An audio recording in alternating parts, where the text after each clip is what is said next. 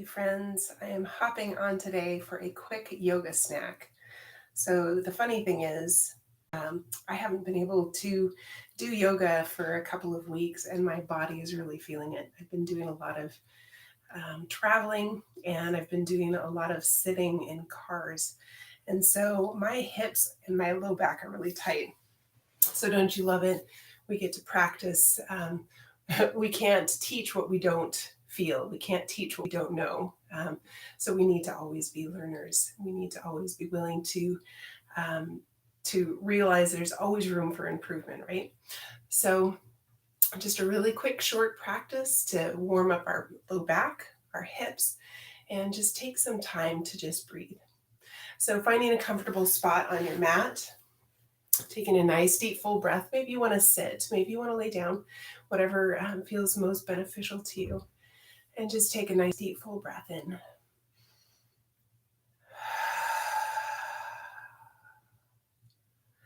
Letting your face relax, letting your thoughts relax, letting your eyes relax. Inhaling through the nose, exhale through the mouth.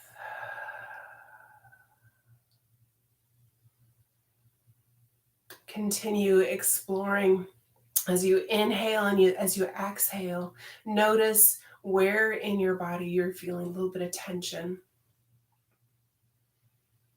And maybe just begin to move just a little bit, just to deepen the exploration. So my low back, my hips are feeling fairly tight. And so by just drawing attention to it, not trying to fix it yet, but just allowing the movement to just dictate where your breath presses into. Thank you, Lord, that you've designed us and created us to get back to a place of alignment. Help us to take that time to do that. Help us to honor you and help us to honor our body. In Jesus' name, amen. So this feels really good right now. It doesn't look like it's doing much, but join me in a simple seated position. So if you need to have a blanket underneath your hips or maybe a block or just elevate your hips a little bit, feel free to. Arms and palms open on your knees and just begin to move around. So you'll notice that I'm closing my eyes because sometimes our eyes deceive us, right? So when we're looking with our eyes open, we tend to notice things in the physical realm. But when our eyes are closed, we're able to bring more sensation inward, right? So we're able to utilize our different senses. So I'm sensing that this feels really good. So leaning over from side to side, maybe you want a pendulum swing from side to side. Maybe you want to do full circles. Maybe you want to come to the side and just kind of rotate the shoulder back and forward. And just exploring, maybe lifting the heart just a little bit. And when you find a delicious spot where you're thinking, okay, yeah, this feels pretty good, really breathe into that, deepen that breath even more. Lifting the heart just a little bit. No tension in your neck, no tension in your shoulders. Then switching sides, however you need to do that. You're stretching your quadratus lumbarum. And if you follow my videos, that's one of my favorite words. There's just some words that bring you joy when you say them. I would highly recommend just for fun, finding that word that makes you smile. Maybe it's supercalifragilisticexpialidocious. Find a word that just brings joy and brings laughter. Quadratus lumbarum is one for me. I don't know why. Maybe it's pancakes. I don't know. Good. Coming back to center, you're going to take that left bicep by the ear. You're going to lean over towards the right. So a little bit deeper stretch. And notice my right hip. my right knee wanted to lift up just a little bit. Re-engage the realization, hey, hip, you don't need to be carrying this tension here. So you can just relax. And then coming back, leaning over towards the left.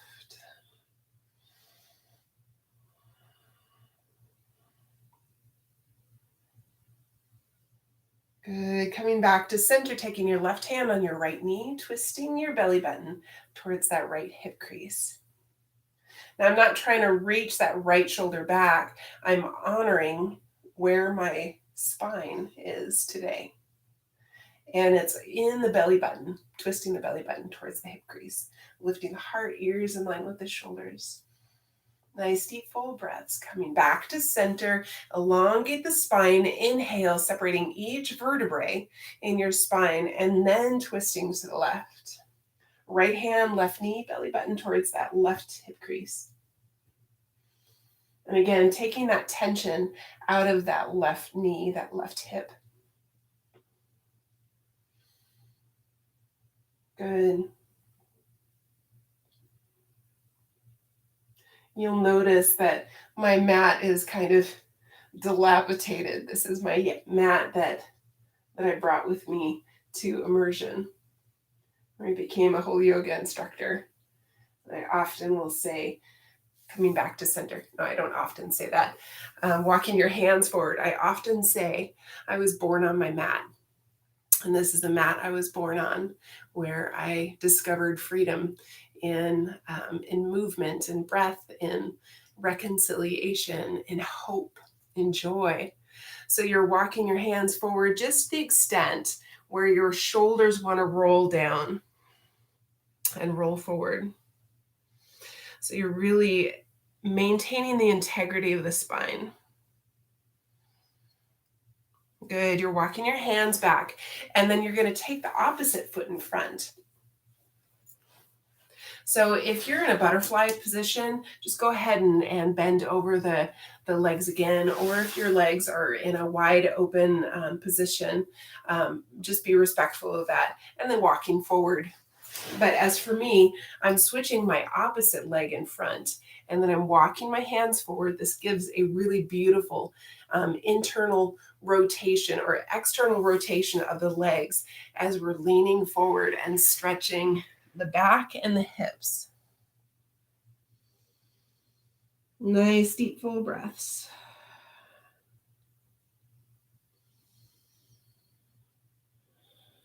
Walking your hands back, and you're going to lay down on your mat. And sometimes just laying on a harder surface like the floor really gives your body an opportunity to reset the spine. So you're laying down, your hands are on your knees, and intentionally let your back release, your hips release. So you're not doing anything but just breathing and sensing. And if your shoulder blades feel like they're poking into the mat or floor, feel free to rotate your shoulder blades so that they lay flat against the floor. You'll notice a little chest opening here. So I want you to start doing little circles clockwise. So you're rolling on your sacrum. Your sacrum is that little triangular bone that's next to your tailbone or attaches to your tailbone, or is the tailbone, depends on how you anatomically look at it. Good. Switching sides. So you're going counterclockwise. Good. You can extend your arms. You can draw your knees as close to your chest. Maybe you need that little bigger circle. Good. Now draw the left knee towards the chest, extending that right leg.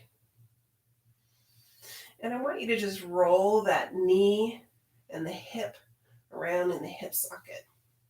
If you'd like to elongate that right leg with your foot flexed and off the floor, you're more than welcome to. I'm just going to take a real gentle approach. And my right leg is resting on the ground. So just like we did with our quadratus lumbarum in our seated position, I'm just moving and exploring around where my hip needs a little bit of attention. And I'm just gently, it's called nerve flossing, where you're just gently moving the muscle and allowing the nerve to go, okay, this is fine. This is a beneficial thing. Good. Now taking that right hand on that left knee, you're going to bring that knee across the body, taking the left arm out to the side to counterbalance. So this is a real gentle twist. If you'd like, you can extend that top leg to get a little bit of an IT band stretch, but as you can see, my wall is right here and my leg won't allow an extended position.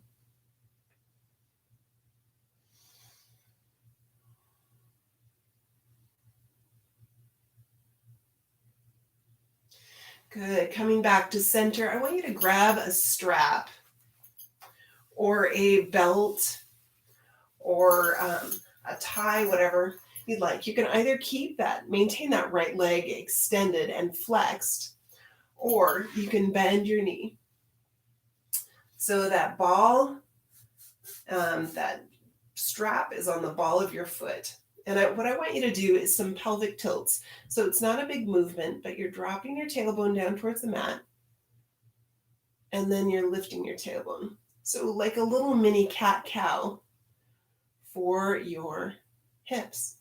You're not doing anything else with your leg, but you're feeling a little bit more intense stretch right when you're dropping that tailbone down towards the mat. You're relaxing your shoulders. Good. One more time, dropping the tailbone. And then lifting the tailbone. Now coming back to a neutral position, that's dropping the tailbone just a little bit. You're flexing your toe. This elongates the sciatic nerve. So if you're having sciatic pain, this really is beneficial. So flexing the foot, and now point the toe. You're shortening your sciatic nerve. You're flexing your foot, elongating the sciatic nerve, pointing your foot, shortening. 2 more times like this, pointing and flexing. And this is the last one. And then what you're going to do, you're going to maintain the foot pointing towards the ceiling, and you're going to draw your elbows down and bring that right knee or that left knee towards your left armpit. And then you're going to stretch up. You're going to do this 6 times, 6 more times. So bringing the knee towards the elbow or knee towards the armpit, maintaining that knee, that foot, I'm anatomically incorrect here, that foot towards the ceiling or the sky, depending on where you're practicing. And again, that leg can be extended, that right leg, if you'd like. Good. Last time. Good. Now taking the strap in your left hand, and you're going to drop that left leg out to the side. Now that right hip is going to want to pop up. Really encourage it to root down. If need be, you can still bend that knee. This is a really good hip flexor stretch. It really opens it up, and you can take your right arm open to the side. And you'll notice that our tendency is to draw it in, allow the hip to relax, allow the glute to relax. Now, if you're having really deep hip pain in the joint, I would recommend, if you like trigger point release, to take a tennis ball and just put it right in that meaty spot in your derriere. And as so it would be right underneath here. And you can even do that with your fist. It gives the same sensation and it really releases tension in the hips. Coming back to center, and then you're going to switch sides. You're going to extend that left leg, draw the right knee to the chest, making sure that left foot's flexed. And you're just finding the height, the width, the depth of what your hips are feeling, where there needs to be release.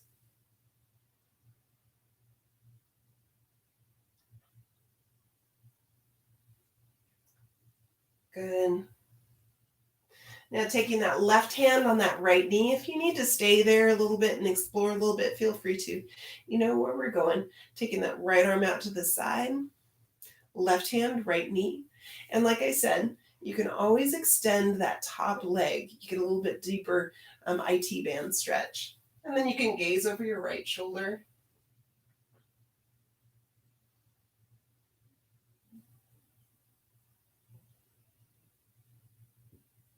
By taking the right arm out to the side, it really allows the pectoral muscles to really stretch on that right shoulder.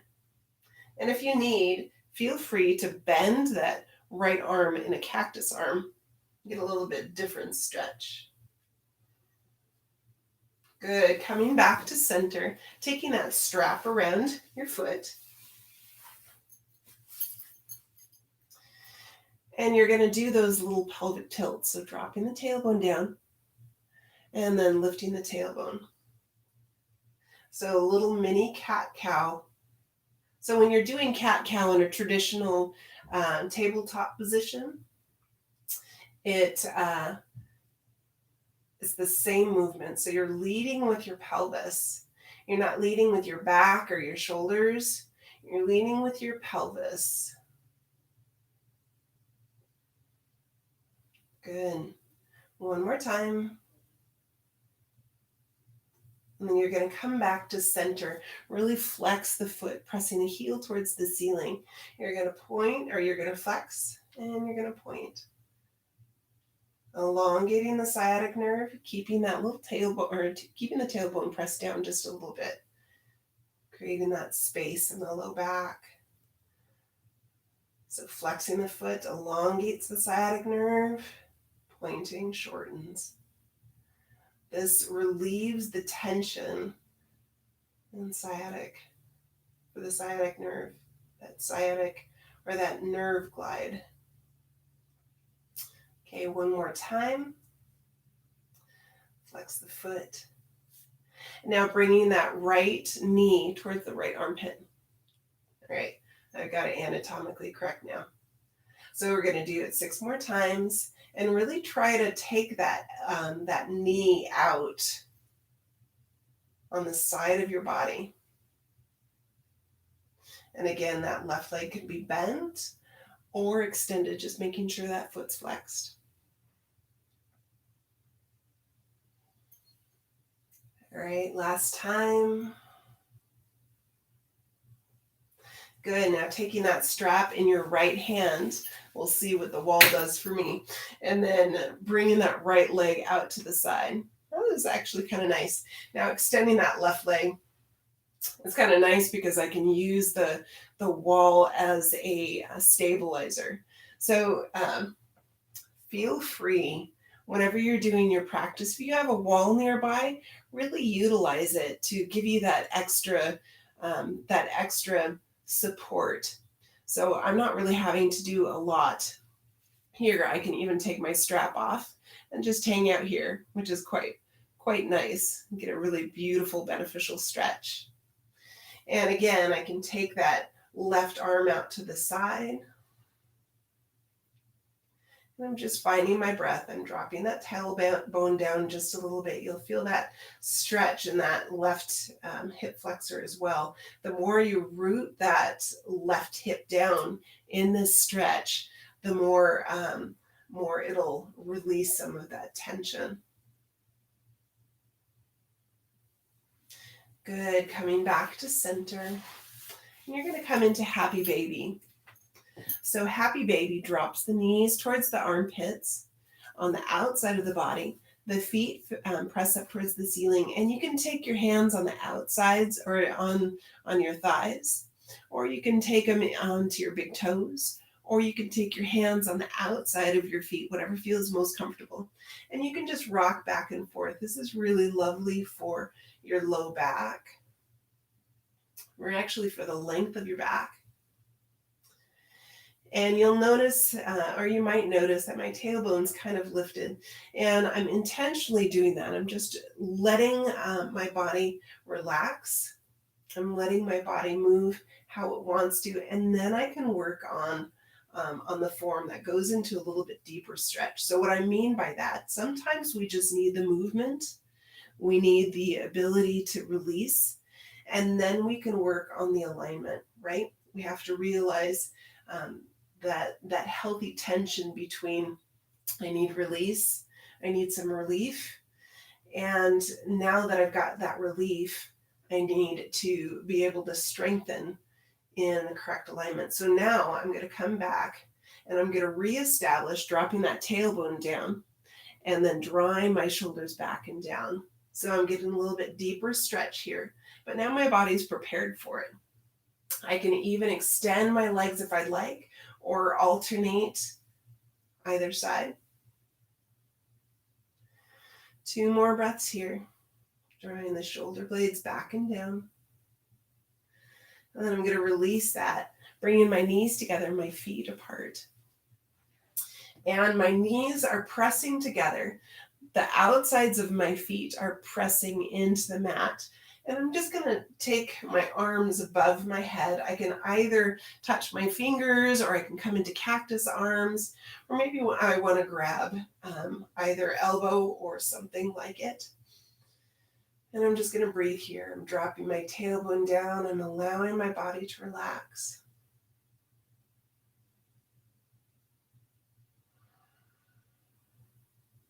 I'm going to take 5 more deep, full breaths here. Closing out our practice.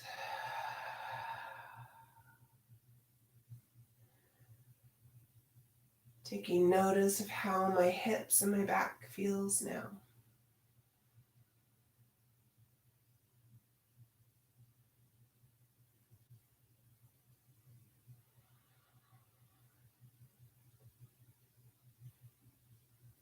And I'm going to walk my feet back to center, taking my knees apart, my feet together. My feet and heels can be close to my body or away from my body, but I'm just going to allow my breath to release a little bit more, explore a little bit more, and come to a place of rest. 5 more breaths here.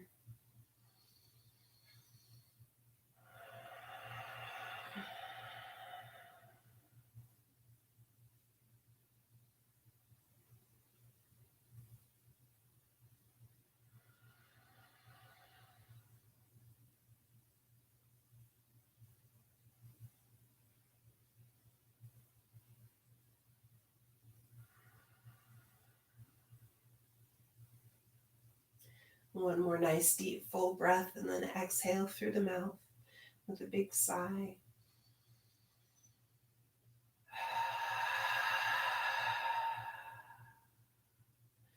Rolling over to one side, just being gentle with yourself and just taking a little bit of time, not being in such a hurry to get up. Did you think of a word that makes you smile? And as you come up to back up to a seated position,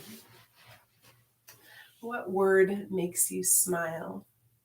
What word can you say that brings good memories, good childhood memories, good feelings, and just give yourself permission and the amusement of being able to just stop, take a breath, and say supercalifragilisticexpialidocious or quadratus lumborum, whatever brings a smile to your face. Maybe it's your kids' names. Maybe it is a weird ingredient on the back of a box of Cheerios or whatever.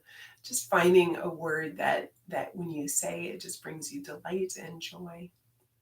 Have a lovely day, and I hope your hips feel better. I know mine do. Have a great day. Bye.